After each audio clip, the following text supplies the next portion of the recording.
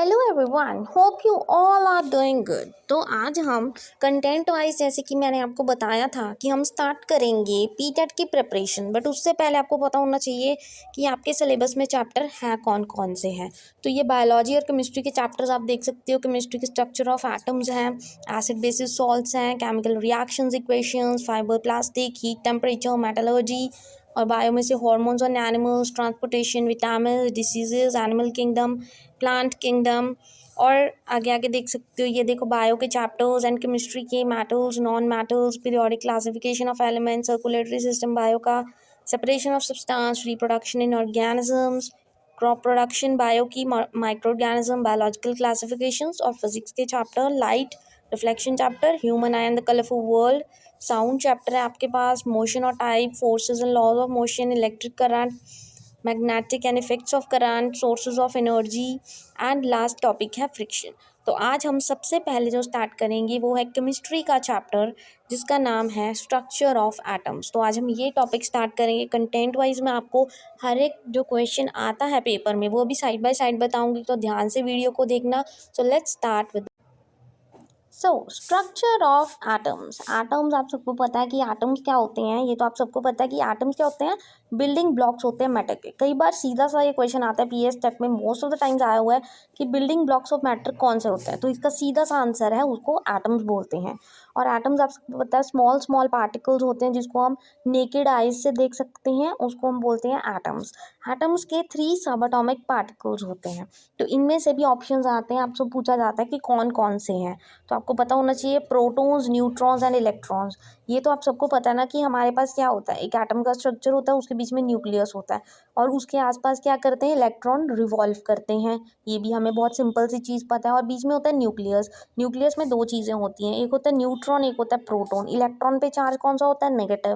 Proton पे कौन सा होता है, पॉजिटिव। और न्यूट्रॉन पे कोई चार्ज नहीं होता। ये सब चीज़ें बेसिक सी हैं जो आपको पता होनी चाहिए। ठीक है जी।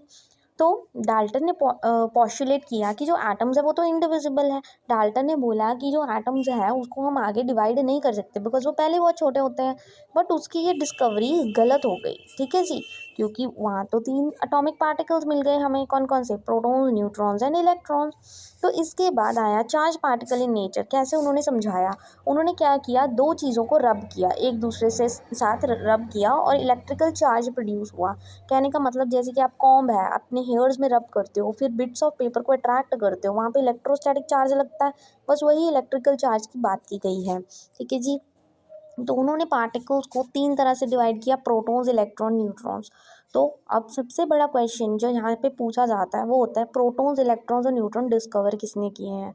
तो प्रोटॉन्स याद रखना, रदरफोर्ड ने किए हैं। ठीक है जी। गोल्ड फॉयल एक्सपेरिमेंट आप सबको पता है, स्कैटरिंग एक्सपेरिमेंट था इनका, हम आगे पढ़ेंगे थोड़ा थोड़ा। ठीक है जी। जो क्वेश्चंस आते हैं मैं साइड बाय साइड आपको सीधे क्वेश्चंस ही बता रही हूँ, क्योंकि बस देखो बेसिक्स तो आपने पढ़े हैं, बट बीच में से क्वेश्चन कैसे आते हैं वो आपको नहीं पता। ठीक है। तो प्रोटॉन्स किसने डिस्कवर किए, रदरफोर्ड ने अपने गोल्ड फॉयल एक्सपेरिमेंट से। और इलेक्ट्रॉन्स किसने डिस्कवर किए, जे थॉमसन ने कैथोड रे ट्यूब एक्सपेरिमेंट से। और जो न्यूट्रॉन थे वो किसने किए थे, चैडविक ने। ये 3 चीज़ें याद रख लेना। ठीक है। Proton Rutherford, electron J Thomson and neutron James Chadwick.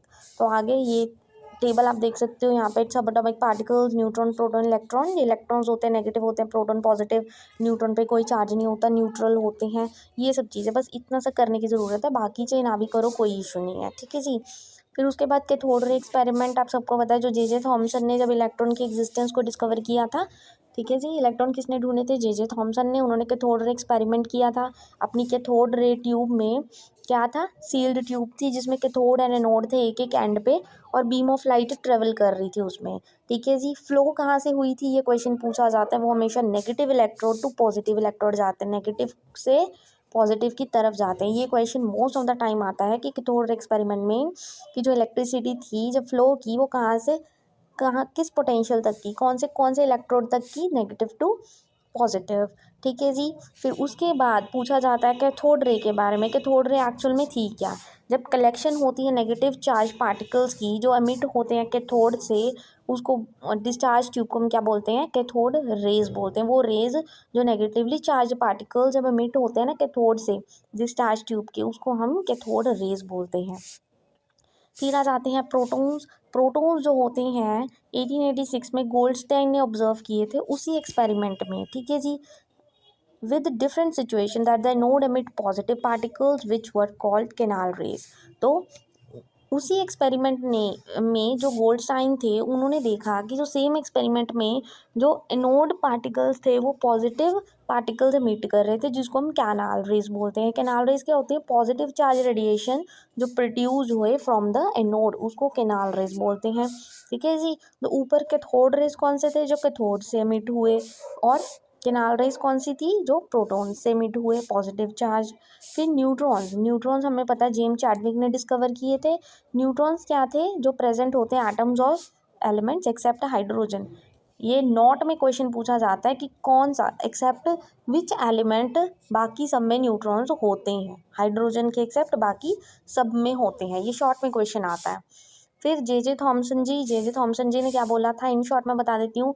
उन्होंने बोला था कि ये जो एटम का स्ट्रक्चर होता है ना, ऐसा होता है, ठीक है जी, प्लम पुडिंग की तरह होता है। उनका कहने का मतलब जितने हमारे पास पॉजिटिव चार्ज है उतने ही हमारे पास नेगेटिव चार्ज है, और इनका सीधा सा जो एक्सपेरिमेंट के बाद जो रिजल्ट निकला वो ये था कि जितने पॉजिटिव हैं उतने ही हमारे पास नेगेटिव चार्ज होंगे, ठीक है जी। फिर रदरफोर्ड का स्कैटरिंग एक्सपेरिमेंट आता है, आप सबको पता उन्होंने क्या स्कैटर किया था? अल्फ़ा पार्टिकल्स किए थे। गोल्ड फॉयल एक्सपेरिमेंट था उनका, ठीक है जी। तो अल्फ़ा पार्टिकल्स थे, जो बताया था अल्फ़ा पार्टिकल्स थे, स्ट्राइक होके जा रहे थे, ठीक है जी, गोल्ड फॉयल में से निकल रहे थे और स्ट्राइक होके उस स्क्रीन पर टकरा रहे थे। कई वापस आ गए, जिनमें ज़्यादा एनर्जी थी वो आगे तक चले गए, और वो कितना एंगल बनाते थे? 180 डिग्री डिफ्लेक्शन का एंगल होता था, ठीक है जी। ये छोटी छोटी चीज़ें कौन कौन से एंगल हैं वो मैं आपको बता रही हूँ जिनमें से क्वेश्चन पूछे जाते हैं। रदरफोर्ड ने क्या कंक्लूड किया था अपने एक्सपेरिमेंट से? ये चीज़ें पता होनी चाहिए। उन्होंने बोला था कि जो पॉजिटिव चार्ज सेंटर उसको हम न्यूक्लियस बोलते हैं, ये तो पता ही है। उसमें क्या होते हैं? न्यूक्लियस में प्रोटॉन्स होते हैं, जो पॉजिटिवली चार्ज सेंटर उसको न्यूक्लियस बोलते हैं, और जो इलेक्ट्रॉन्स है उसके आसपास घूमते हैं।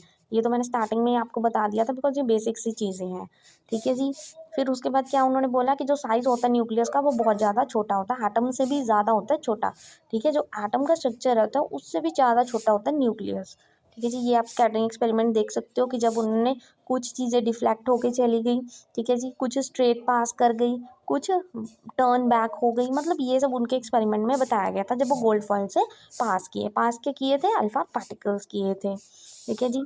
ये सब चीज़ें उसके बाद आपको पता होनी चाहिए न्यूक्लियस क्या होता है। न्यूक्लियस हमें पता है जो हैवीली पॉजिटिवली चार्ज सब्सटेंस होता है जो सेंटर ऑफ द एटम में होता है, आपको पता है ये सारा एटम का स्ट्रक्चर है, उसके मिडल में क्या है? ये न्यूक्लियस है। न्यूक्लियस में क्या होता है? पॉजिटिव और नेगेटिव चार्ज होता है, ठीक है जी। फिर जो न्यूक्लियस होता है सेंटर ऑफ द एटम पे लोकेटेड होता है, लोकेशन पूछी जाती है।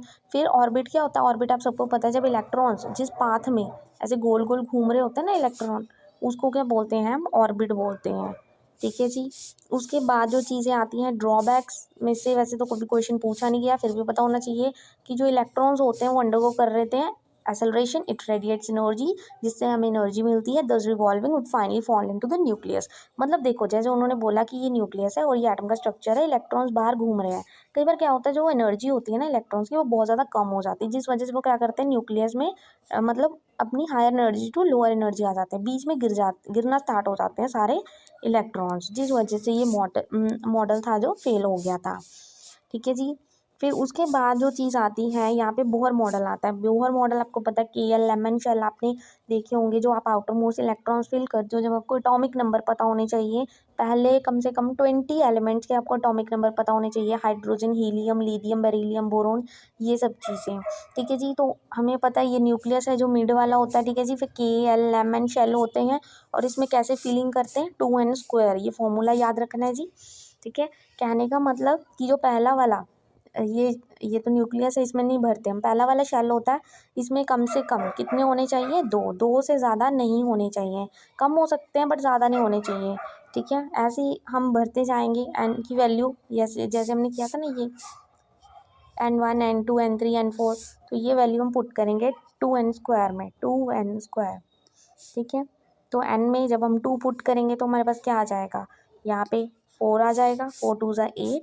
तो कहने का मतलब हम कितने फिल कर सकते हैं? 2 8 18 32 मीन्स के एल एम एन शेल, इससे ज़्यादा हम फिल नहीं कर सकते, आपको फीलिंग आनी चाहिए, ठीक है जी। वैलेंस इलेक्ट्रॉन आप सबको पता है जो आउटर मोस्ट इलेक्ट्रॉन्स होते हैं इलेक्ट्रॉन्स के, ठीक है जी। जैसे हम 2, 8, 18 एंड 32 फिल कर रहे हैं, तो जो 32 है ना वो एंड वाला है, मतलब आउटर मोस्ट कितने फिल हो रहे हैं उसको हम बोलते हैं वैलेंस इलेक्ट्रॉन्स।